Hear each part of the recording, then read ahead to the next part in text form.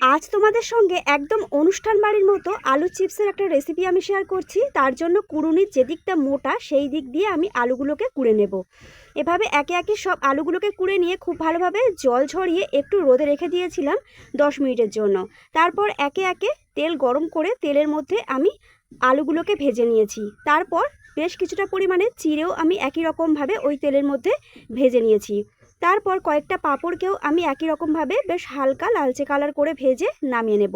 তারপর ওই তেলের মধ্যে কয়েকটা চীনাবাদামও আমি ভেজে নামিয়ে নেব। এরপর লাস্টে ভেজে নেব কয়েকটা শুকনো লঙ্কা। সবগুলোকে রেডি করে নিয়েছি, আর প্রত্যেকটা ভাজাই কিন্তু আমি একটা করে টিস্যু পেপারের ওপর নামিয়েছিলাম, যাতে এক্সট্রা যে তেলটা থাকবে সেটা যেন খুব ভালোভাবে টেনে নেয়। এরপর একে একে চিড়ে, বাদাম, শুকনো লঙ্কা এবং পাঁপড়টাকে ভেঙে গুঁড়িয়ে নিয়ে তার মধ্যে 1 চামচ আমচুর পাউডার, 1 চামচ গোলমরিচের গুঁড়ো আর বিট নুন দিয়ে খুব ভালোভাবে মিশিয়ে নিলেই কিন্তু তৈরি হয়ে যাবে একদম অনুষ্ঠান বাড়ির মতো আলুর চিপস।